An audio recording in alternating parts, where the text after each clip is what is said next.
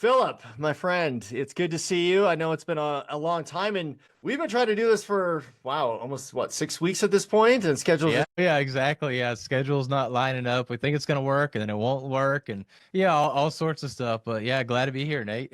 yeah, well, thanks for taking the time here. Before we get started, I want to make sure I give you the opportunity to really introduce yourself in the right way. I don't want to screw that up, but who are you? What do you do? What do you specialize in? Why are people really listening to you on this podcast? So I'm Philip Sessions, as we already brought up. I'm first of all, a Christian, a husband, and a father of two beautiful little girls. So I'm right in the thick of it with a 1 and 3 year old that basically consumes what you would think would be most of my time. But I also find ways to be able to have a 9 to 5 job where I'm a project manager in the automotive industry. And I'm building a virtual assistant agency helping busy business owners who are probably listening right now be able to buy back their time by leveraging virtual assistants to take care of things such as like social media management and administrative tasks. And so those are basically my world right now, just kind of those things, going to church, trying to find hobbies. That's one thing I'm like, do I actually have hobbies? I feel like I don't. It's kind More, of more importantly, do you have time for hobbies? yeah, I don't exactly. know. Exactly. I mean, I try and golf every once in a while, go shoot and stuff like that. So right now I'm consumed with taking the girls on our new UTV around the property and everything. So it's just a lot of time spent at the house with family. Kind of the hobby, the moment that I'm in right now. But I know as they get older, I'll be able to get back to other things which who knows what they'll be, but I'll Yeah. be able to start doing some other stuff. Maybe we'll start doing some more homesteading. We got some fruit trees we planted. Oh, nice. Well, we'll see. We'll see. I've been looking at maybe trying to build my own shed. I don't know. We'll see. Just kind of You got do your I want hands to pay full. That's for it? for Do I want to sure. try and do it myself with time? I don't know. Just trying to act like I'm a carpenter. We'll see. But yeah, Yeah. that's basically me in a nutshell. Just trying to fit everything in, become the best version of myself, and be that example for my children as well as others around me. I love that. Yeah, I love how you finished that too. You gave me so many threads to pull on, so I'm gonna give you kind of a softball up front. But you touched on something that is really interesting. So one, you are a person who has a professional career, and also you are starting your own business on the side, or have started, I should say. That's a lot to juggle, and there's a lot of people, our listeners included, that are trying to do just that because sometimes. And I think people listen to our channel and it's assumed you have to be a small business owner. You have to, work a 9 to 5. You can't do both. You've got limited time, all that good stuff. But you are a person who's actually doing both of that. And I love that. And then two, you're also a habitual growth user. And I want to get in front of that because I've had the pleasure of actually watching you transform and grow over the last couple of years. And it's been pretty amazing to watch you put the pieces in place and be able to grow personally, but then also with your family and fit in all these other transformations that you just mentioned because you started somewhere. Now you're completely in a completely different spot, but you're growing in the right direction. And I know you're going to continue to expand and grow beyond that. So it's been really cool to see your transformation. And we might pull at some of those tactics that you've used mentally around habitual growth as well. So just kind of starting out, laying the foundation, when you and I met, you were actually working on public speaking and communication. And that's a topic that I wanted to talk about today because there's so much hesitation or fear around public speaking. And I'm always surprised when people dive into the deep end and really go after that specific niche. So what is it about communication? What is it about public speaking? Why did that draw your attention so much? Really, it stems back to when I was actually really just scared to death to talk in front of people. And I saw, especially in the corporate life, but even in my personal life, I got passed over so much for opportunities because I wouldn't speak up for myself. Ironically, I've got a degree in electrical engineering, a bachelor's degree. And one of my first jobs, and now, yes, I was young in the corporate world and all that stuff. So there is a little bit of understanding to it, but I was the one actually going out and fixing the problems, making the business happen and stuff like that, as far as like going out in the field and actually get what was called a lax skid, basically a money counter from customer A to customer B to say this much oil transferred from one to the other.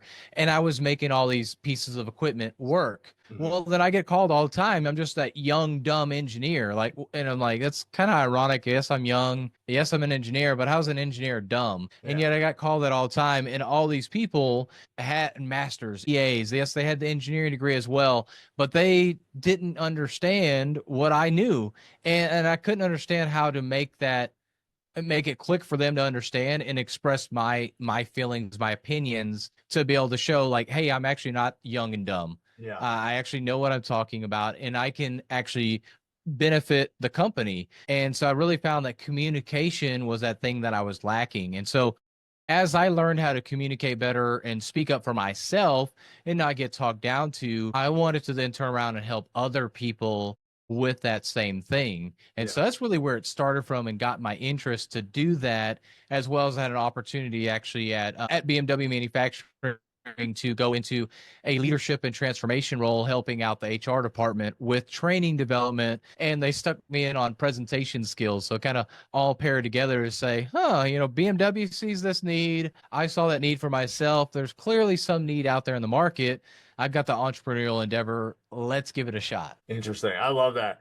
And we haven't actually talked about this, but I'm also an engineer. I'm a chemical engineer by trade. I went to work for Shell Oil in Southern California. Okay. So I know what that's like, Yeah. graduating from college, going directly into the workforce, and then basically thinking you know a lot because you graduated college. And in the real world, sometimes that doesn't mean a whole lot, as we know. And so it's fascinating to hear you say that because I had a lot of those similar experiences. But how did you hone in on public speaking or communication as like the missing link? People were saying, things to you derogatory or not, maybe sarcastically, but what was it that you said, okay, it's this communication piece that I'm lacking? Because I don't know really why. I guess I just got tired of people talking down to me. And so I started to speak up for myself, and then really even others that were kind of that similar situation to me.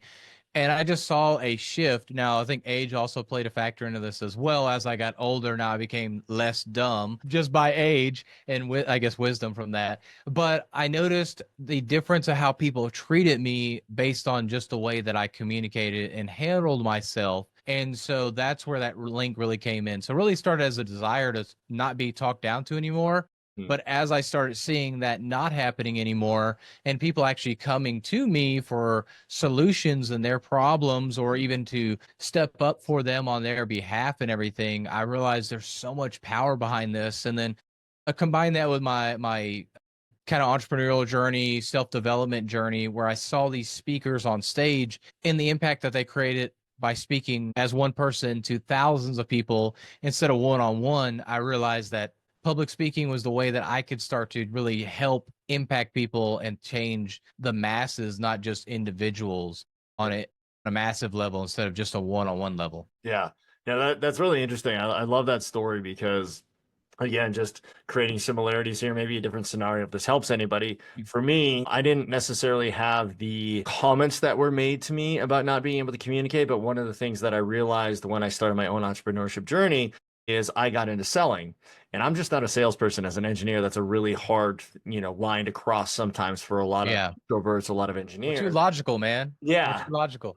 Exactly. And so what was interesting is I found myself talking to customers, but then not being able to do what you just said, which is articulate points, communicate, draw common ground. And so I felt a need, hey, I've got to go out and work on my own communication skills. And that was a really long process. So when you were working on communication for yourself, what were some of the things that you were working on? I mean, did you focus on things like eye contact? Was it articulation? Did you record yourself? I mean, what were some of those things that took time to develop, but then over time you notice like, wow, this is a drastic improvement from where I was at previously? Yeah, eye contact and learning, well, I guess eye contact, vocal variation or variety, and then learning how to speak to what the audience needs to learn versus what I want to teach them per se. So like speaking on their level. And so really the eye contact, where I noticed that the most was, I did kind of three things as well. I went to Toastmasters, I started doing video content, and I started doing podcasts. Not all quite at the same time, but roughly around the same time, I started doing all of those things. And that's where I was able to really practice my skills at. So I would suggest that for anybody that's looking to get into any of those, Toastmasters, very cheap, We've got social media, so you can do that for free, essentially. You've got a phone, so you can do the videos there. And then podcasting, there's platforms that are free, but you can pay a very minimal amount to have a podcast as well to be hosted and everything. Or you just put them on YouTube, and now you're doing the video and podcast all in one. Yeah. And again, it's free. Yeah. So it's just your time that's being consumed there. But what I noticed with the eye contact is that a lot of confidence comes from that, but also looking into the camera lens. If I look into the camera right now, it looks like I'm looking at you. But if I look at you on screen below the camera, then it's like, whoa, that's kind of weird. Like, why is Philip not looking at me? But I'm literally looking at you on my screen right now, but it doesn't look like it. And so this is the same thing when we're in person. That eye contact shows a lot of confidence. And most people won't make that eye contact. So that automatically kind of puts you above others of having more confidence than them and being then competent in what it is that you're talking about. The second thing, vocal variety. As an engineer, I used to talk like this all the time, and I would be really excited to be here on this podcast and give you this answer and everything. And I mean, it just really sounds like I'm excited to be here, like, and it would just be like super slow. And especially if I let my southern drawl come out, then it's even slower and more twangy and everything. So there's these factors that come into that. So learning how to have that vocal variety to show that you're excited, and then maybe you're a little bit sad and everything. And how do you raise your voice and lower it? And so that really helps bring that emotion in. But the third thing that I mentioned was speaking to your audience, not at them. And so how do I speak to my audience? Well, if I know that I've got a bunch of dads out there, I could, probably talk about, man, my wife did this thing. I can't stand when she does that. Or, my kids last night, I had to go, get into bed with them to make them go to sleep.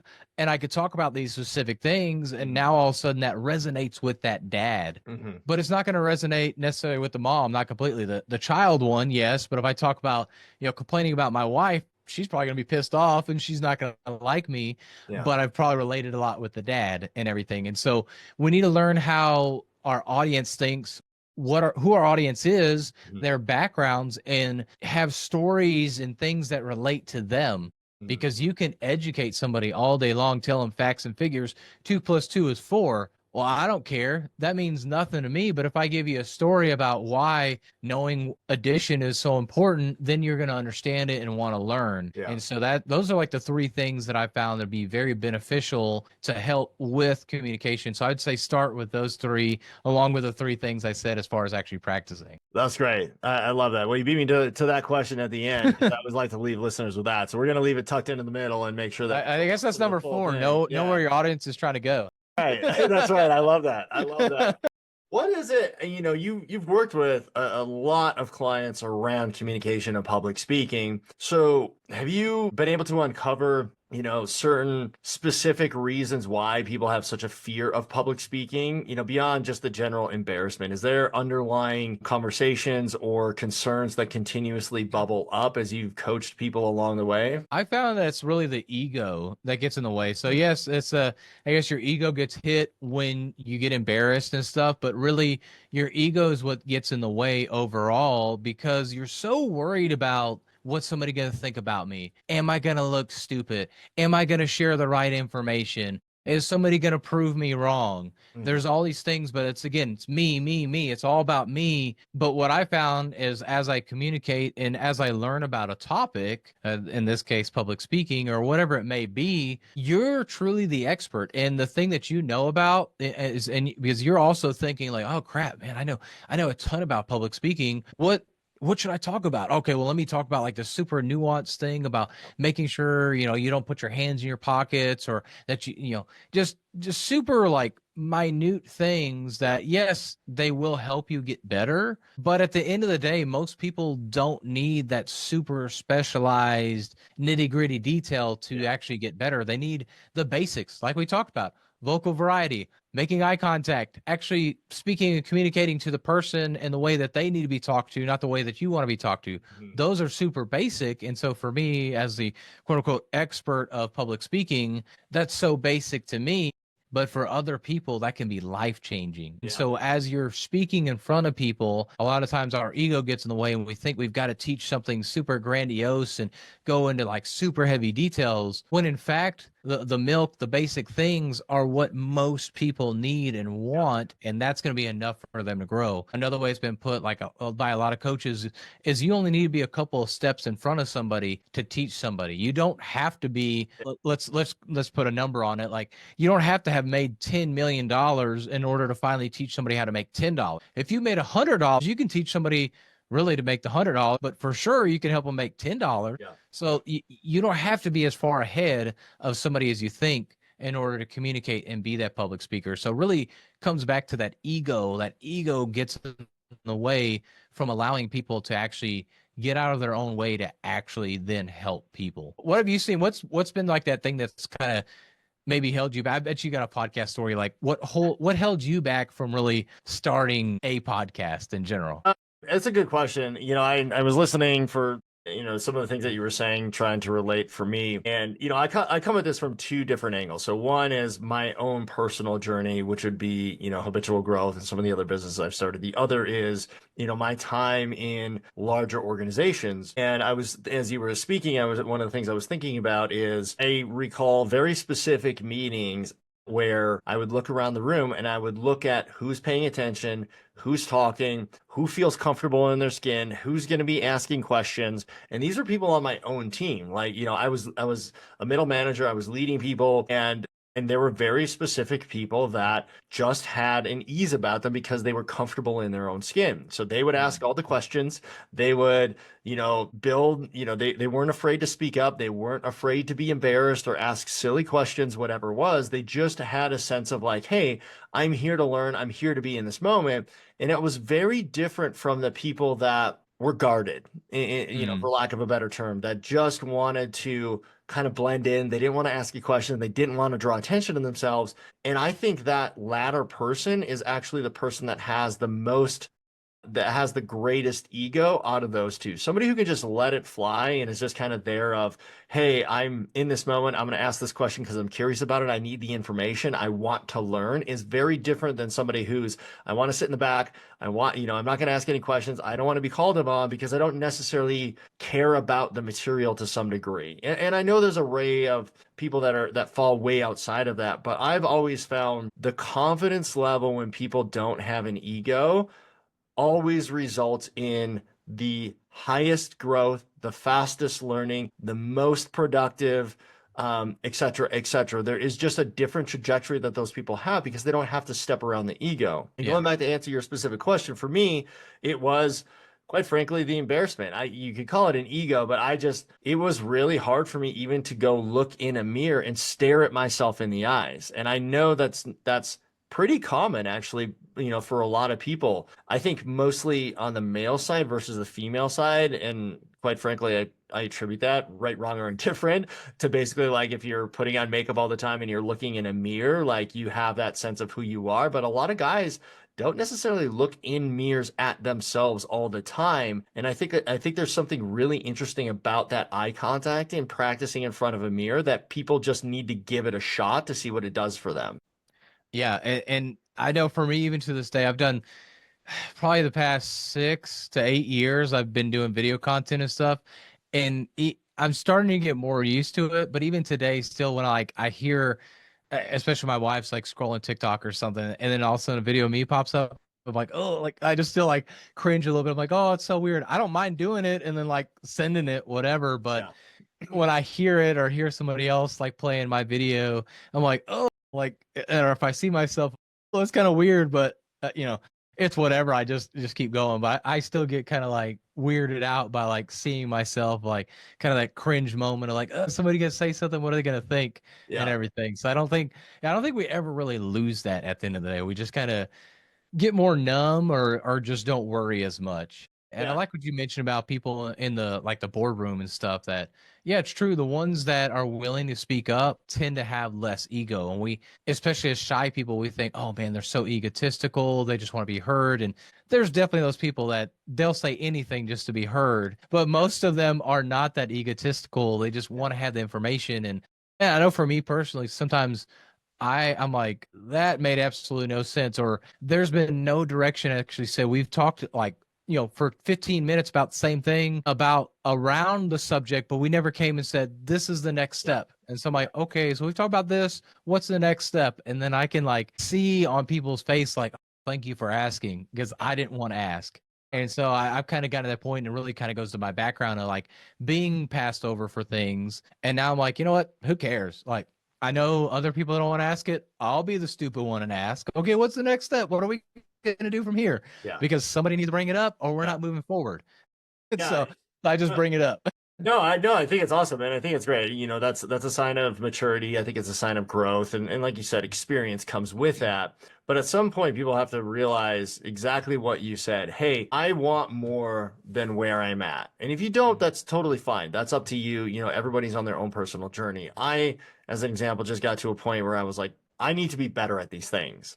And I'm going to say this not as eloquently as you did, but I had to basically position myself like, hey, if I can't get in front of a camera, I can't have a conversation with Philip and be recorded and put it on the internet because I'm afraid a couple of people are going to call me names or I'm not going to like the way my voice sounds or whatever it is.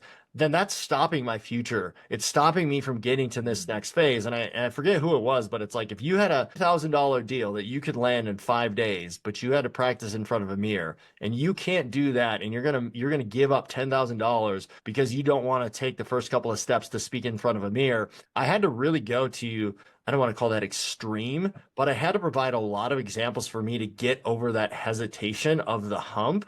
And it really was ego. And as you were just kind of finishing up there, just running up my point here, I had to realize like I didn't want to know what was on the other side, right? And so I still do the same thing. It's weird to hear your own voice for me. It's weird to see yourself on camera, but you listen to A-list movie stars, and they're the same thing. They don't really watch their movies. Almost all of them say like, I will watch any other movie but myself. And I think it's kind of the same thing for people, but it's the reality of saying, hey, this is how I look. This is where I'm at. This is how I sound. This is my starting point. People don't want to get to that piece of information or that bucket of information because it can be embarrassing. Even if it's just you, you're like, oh, that doesn't sound good. Yeah, exactly. It's amazing how we get on our own ways. And really at the end of the day, we are what gets on our own way. And especially when it comes to public speaking, there's so many platforms to do that. Toastmasters, I'll go back to that. You can literally pay so other people have to listen to you.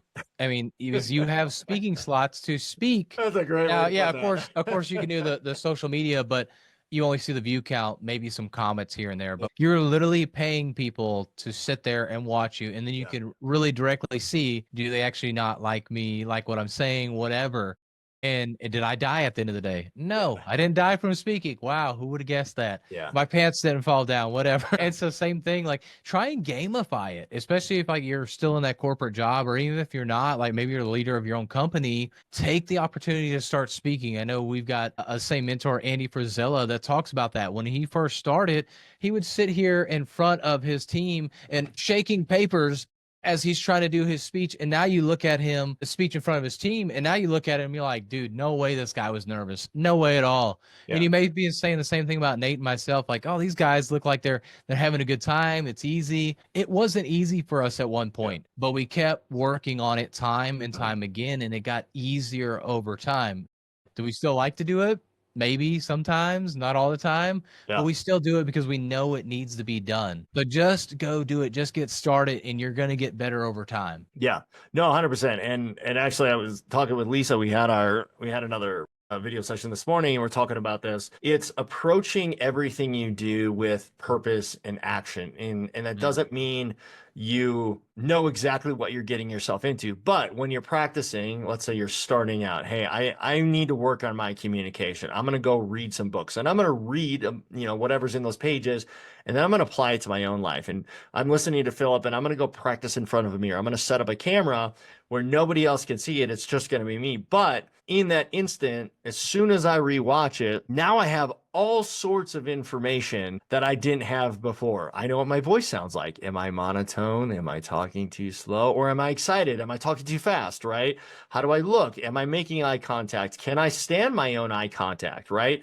There's just certain things once you do something, I don't want to say over inundated, but you're approached, you have the opportunity to look at whole different data sets that you otherwise wouldn't have had. And I'm sure you've probably seen that with your clients. Once they get past that first step, it then becomes this game of like, oh, this is what it's like. Now I know that, now I'm started. It's not that scary. What can I do next to improve? Yeah, exactly. And it's funny you mentioned that because with clients in the past, I'm like, okay, look, cool. You want to do this, you want to get here, but I can't help you until you actually have some video content, like something. I need something. So whether we're here on a call and all right, give me a 10-minute speech, or you record something ahead of time and then I'll work through it, or I'll look through it, make some notes, and then we can talk together, and then we'll play it together and watch it. How can I give you any direction as a coach? Yeah. And then for yourself, how can you give yourself direction? Yes, you can say at the end of the day, oh, I probably do need to look in the camera more. Oh, I probably do talk monotone. Oh, I probably this, that, and the other. I'm not a good storyteller. Okay. Well, do you know any of that without ever taking a video? So you have to start actually taking some of those actions. And as you were kind of talking about this, something that came up for me, and then what you were kind of talking about earlier, so kind of a little bit of a segue here as well, is that there's this old saying, fake it till you make it. And I actually had somebody on my podcast, and I love saying this way, it's not about faking it till you make it, it's be it until you become it. And so what that means to me, and really not only in public speaking, but really in any area of my life, as I've developed myself in my journey, I've thought about what do I need to do to be that person I want to be? If I want to be a public speaker, what are some of the things I need to do? Well, I probably need to get on stage. I probably need to have a message to share. I probably need to know how to talk. Yeah. There's all these things that lead up to that.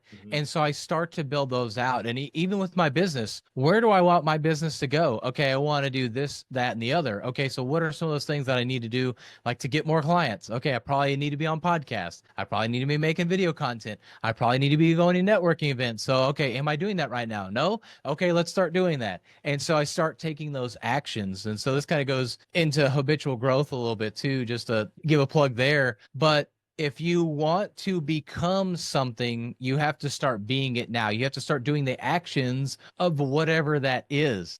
And so whether that's daily actions, whether, whatever that looks like for you, but start thinking about the things that need to be done to be where you want to go. Yeah. If you want to be a millionaire, you have to start actually making money. So how can you make some money? Let's 1, 2, 3 steps. Okay, cool. Whatever that may be. So again, if you want to be a better public speaker, go to Toastmasters, do video content, do podcasts, those things alone.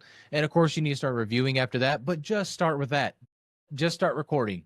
I mean, heck, just even do the video content, record it, never post it, never look at it again, but just starting to take that action, you're going to start getting better. Yeah. But I would suggest to look at it. I would suggest to review it and make corrections along the way, of course, but just start being it, and then you'll become it. Yeah, no, I love that statement, because the fake it till you make it, we've all heard that. Be it until you become it, I think, is a better version of it, because in this it translates into so many different areas of our life. And this is actually what I love about conversations like this. So I'm going to take what you said and let's pull it kind of in a different way. Be it until you become it is interesting to me personally, because I'm working on visualization right now. It's something I'm not really good at, but I actually have a goal to visualize for 5 minutes every single day for this entire year. Because I just got to a point where I was like, everybody talks about this, everybody believes in it, and clearly there's something here. And if I wasted the time, I wasted 5 minutes a day. But if there's really something here, and you can turn your thoughts and your subconscious into this powerful force that will reorient things in your favor, you're flipping your mental outlook. And when you were talking about that, be it until you become it, it's the same thing. Okay, Philip wants to be a public speaker. Well, what does that public speaker look like? When we started this out in the very beginning, you said, hey, I'm doing these one-on-ones, but I can affect the masses by being on the stage. Okay, well, Philip wants to be on stage. What is it going to take? He's going to have to start making content. Is he going to be polished? Is he going to be in a suit? Is he making eye contact? Where are his hands? what is the topics that he's discussing. So you start to build this mental picture as well in your own mind, that it's not just you're going through the motions of creating content. Now you're working with your subconscious and you're actually trying to pull it in a very effective manner to reinforce all the things you're doing in your day-to-day life to make that happen. Yes, and I want to go back to this visualization thing that you mentioned. Actually, I'm doing that as well, not for the whole All year, right. but I'm doing that as well because I saw that you were doing that. Okay. And so that just goes to really a lot of what we were talking about here is that you can be an example for anybody just by doing it, especially when it comes to just communicating, just doing video content. You may think it's silly. You may think it's the stupidest thing. Nobody's watching, Yep. but I guarantee people are watching and people are picking up from the things that you're doing, the habits that you're making, the content that you're creating. So put it out there. Somebody's watching, somebody will pick up and they will make a change in their life because of the content that you're sharing. Yeah. Even if it happens to be dog videos. I actually, for a while, we've got goats at the house, and I would post like goats on like goat stories on Instagram and Facebook, and then I stopped doing it. And like I had like weeks later, people are like, "What happened to the goats?" I'm like, "Really, really? Like that's the thing you took away?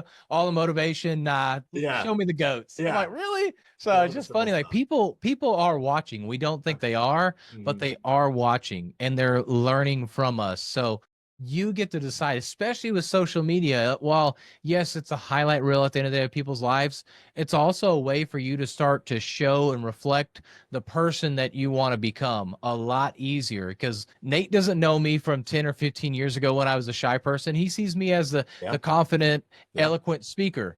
Yep. Which is awesome. I built into that. Mhm. But people that know me from 10 plus years ago see me as still that shy, introverted person. Yeah. So that's the cool thing with social media as well. And again, why I emphasize doing video content, because you can start to create the person you want to be. Plus, it's kind of there on social media. So it's not like you're trying to be in public at the coffee shop or the town square, whatever it may be, in order to try and get in public and speak and everything. So just a easier way, something that's going to be less risky or, hurt the ego a lot less and everything like that. Well, it's interesting too, because talking about people are watching, and I agree with that.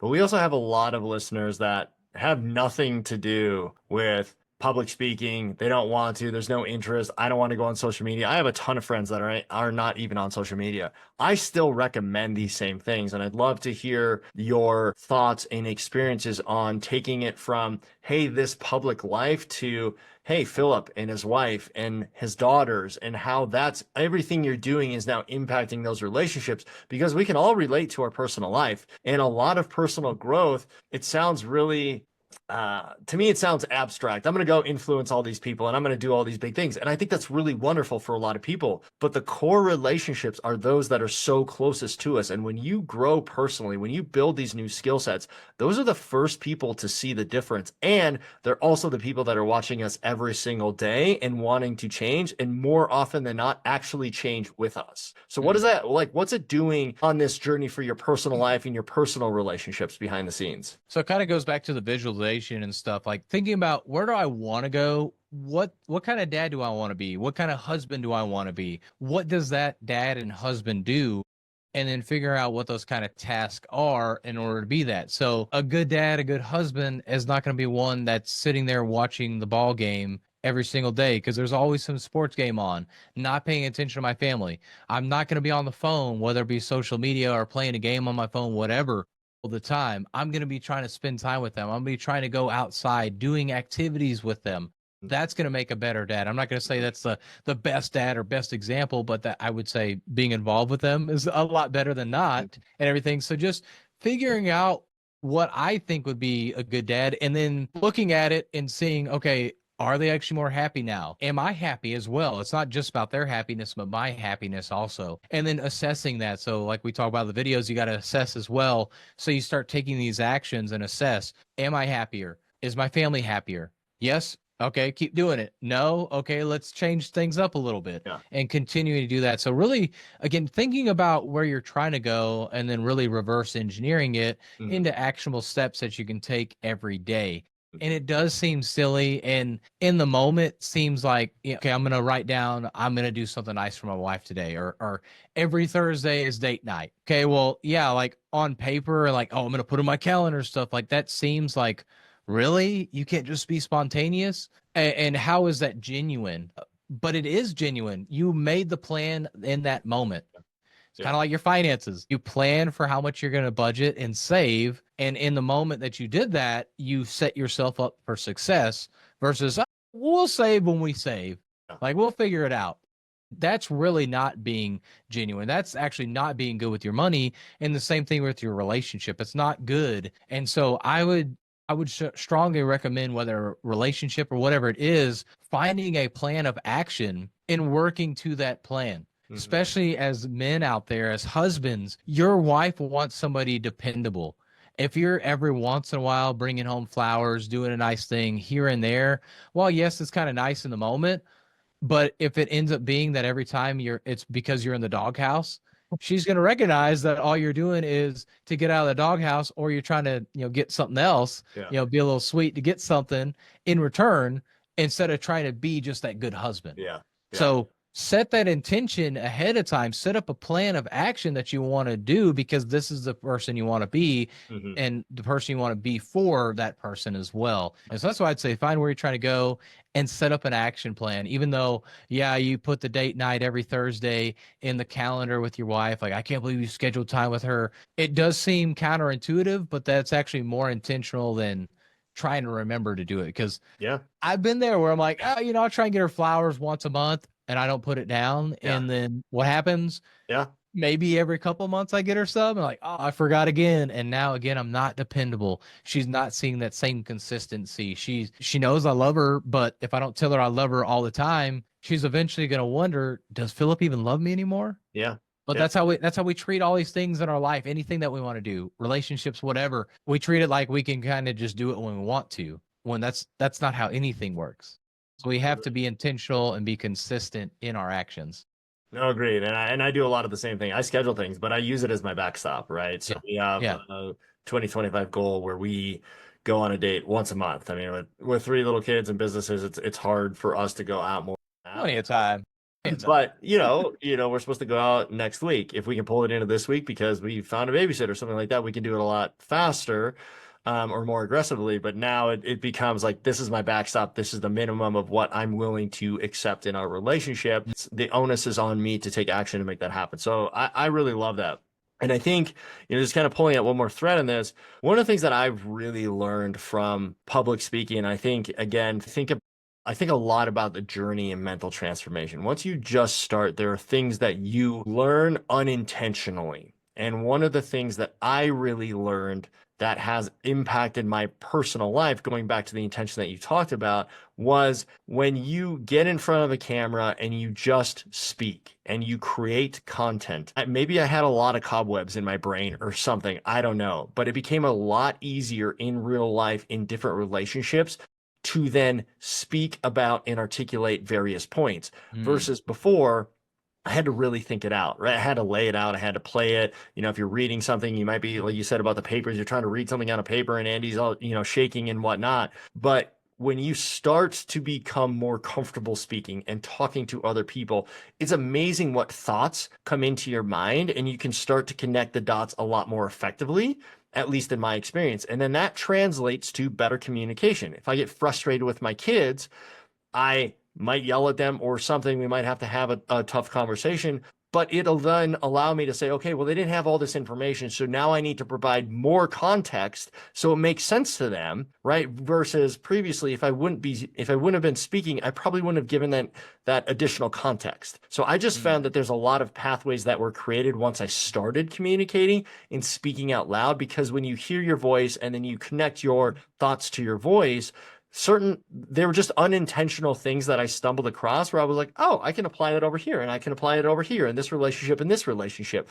So it had this massive, massive impact for me than just, I'm going to go to social media and I'm going to start creating some content. Yeah. And man, that makes me think of something. kind of talk a little bit offline, but also for those that don't do social media, maybe they don't want to do that, just starting to have conversations with people, you're going to get better at articulating Mm. your message in general. But doing those videos will help as well, like you said, to articulate a certain message to somebody. You know where they're coming from and everything. And we talked about this a little bit offline.